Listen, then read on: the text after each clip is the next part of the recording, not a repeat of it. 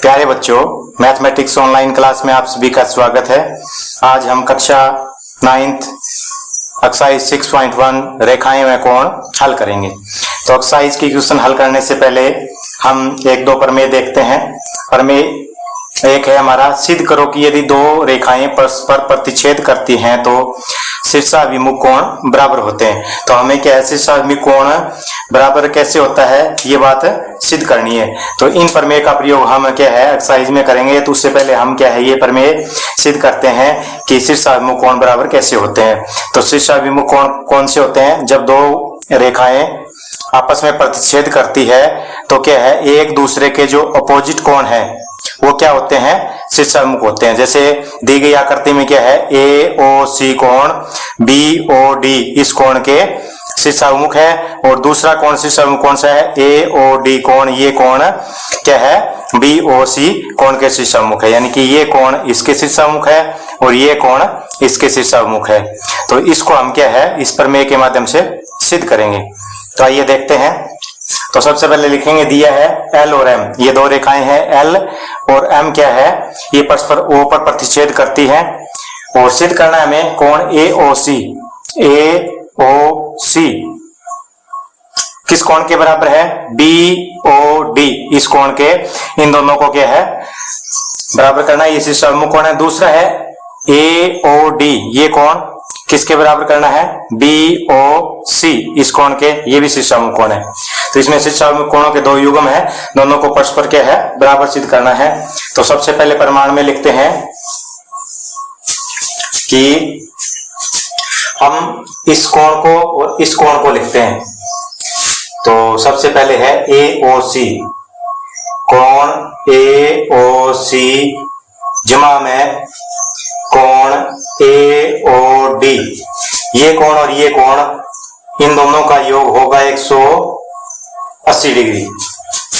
क्योंकि L क्या है, एक रेखा है, तो रेखीय युग्म बनता है। ये कोण और ये कोण क्या है, रेखीय युग्म, यानी कि एक सरल रेखा का कोण हमेशा क्या होता है, ये रेखीय युग्म बनता है। इसका जोड़ क्या होगा, हमेशा 180 डिग्री होगा। तो रेखीय युग्म का कोण 180 डिग्री। यहां लिखेंगे रेखीय युग्म कोण।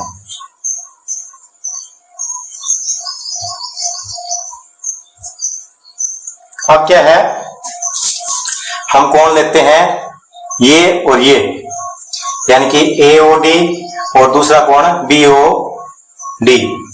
तो कोण BOD यानी कि ये कोण, और प्लस में एक से m का सेम ले लेते हैं AOD, बराबर भी 180 डिग्री।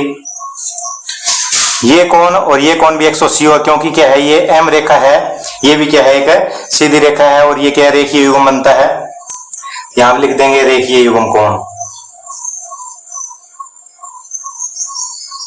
रेखीय युग्म कोण। अब इसको हम क्या है समीकरण नंबर 1 ले लेते हैं, इसको समीकरण नंबर 2 ले लेते हैं। अब 1 और 2 की तुलना करते हैं। देखो ये AOD है, ये AOD है, ये 180 डिग्री है, 180 डिग्री, यानी कि इसका और इसका जोड़ 180 आता है, इस कोण का जोड़ 180 आता है। इसमें ये क्या है, ये पार्ट बराबर है, ये पार्ट बराबर है, तो इसका मतलब क्या हुआ कि ये पार्ट भी आपका क्या हो जाएगा, बराबर हो जाएगा। तो लिखेंगे यहां समीकरण नंबर 1 व 2 से क्या निष्कर्ष निकला कि कोण AOC बराबर है कोण BOD। ये सिद्ध करना था, AOC बराबर है BOD, AOC BOD। तो ये कौन से कोण है, शीर्षाभिमुख कोण, तो यही सिद्ध करना था।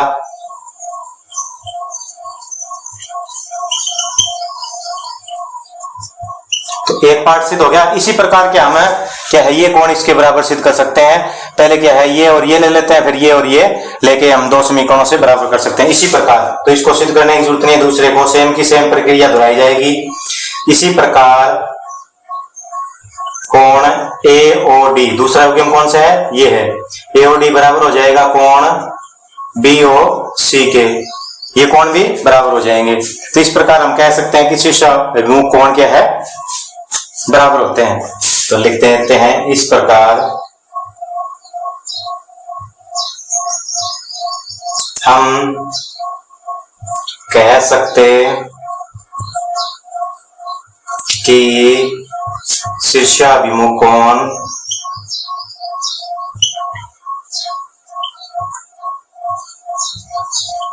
बराबर होते हैं।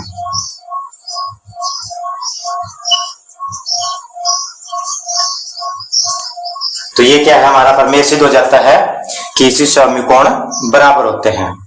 अगला प्रमेय है हमारा, सिद्ध करो कि त्रिभुज के तीनों कोणों का योग 180 डिग्री होता है। तो इस प्रमेय में हमें सिद्ध करना है कि कोई भी त्रिभुज है उसके तीनों अंतः कोणों का योग 180 डिग्री कैसे होता है, इसको प्रमाण के साथ सिद्ध करना है।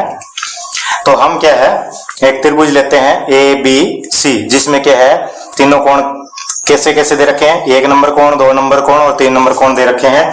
तो हमें सिद्ध क्या करना है कि 1 नंबर, 2 नंबर और 3 नंबर का जोड़ क्या है 180 डिग्री होता है। तो इसको सिद्ध करने से पहले हम एक रचना करते हैं कि ये जो त्रिभुज का ए शीर्ष है, यहां से क्या है एक लाइन DE, ये लाइन लेते हैं DE, जो किसके समांतर हो, BC के समांतर हो, यानी कि इसके समांतर ये लाइन खींचते हैं। ये हमारी रचना का कार्य है। अब हम क्या है, इसमें दी गई आकृति में क्या है तीनों कोणों का योग 180 डिग्री सिद्ध कर सकते हैं। तो पहले लेते हैं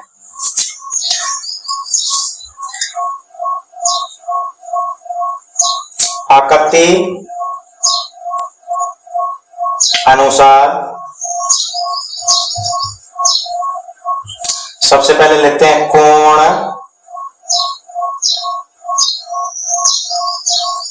2 बराबर कोण 4। तो इस आकृति में हम 2 नंबर जो कोण ये है हमारा, इसको 4 के बराबर लिखते हैं। क्यों लिखते हैं, ये लाइन रचना से हमने इस लाइन के समांतर खींची है। तो ये लाइन इसके समांतर है, तो 2 नंबर और 4 नंबर कौन सा कोण हुआ, ये तिर्यक रेखा है। तो 2 समांतर रेखाओं के बीच में जब तिर्यक रेखा खींची जाती है तो ये कौन से कोण हो गया आपके एकांतर कोण। तो क्या है, यहां लिख देंगे क्यों बराबर है, एकांतर कोण।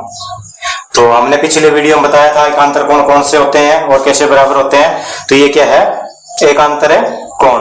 एकांतर कोण और कैसे समूह कोणों को अच्छी तरह समझने के लिए पिछला वीडियो आप देख सकते हैं।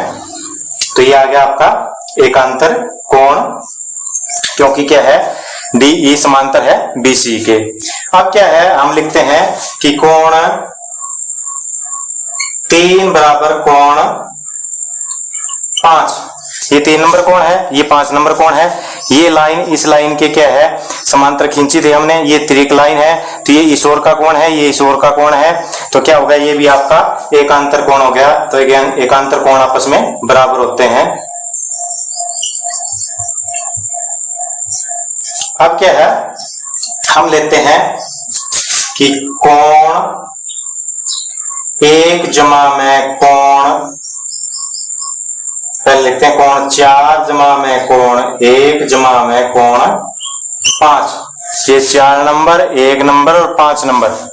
अब ये DE हमने एक रेखा ली थी, तो एक ही रेखा के एक साइड बने कोण क्या कहलाता है, रेखीय युग्म कहलाता है। ये और ये तीनों कोण मिलकर रेखीय युग्म बन जाता है इस रेखा का नीचे की तरफ। तो 4 नंबर, 1 नंबर और 5 नंबर बराबर होगा 180 डिग्री। यहां क्या लिखेंगे, रेखीय युग्म कोण,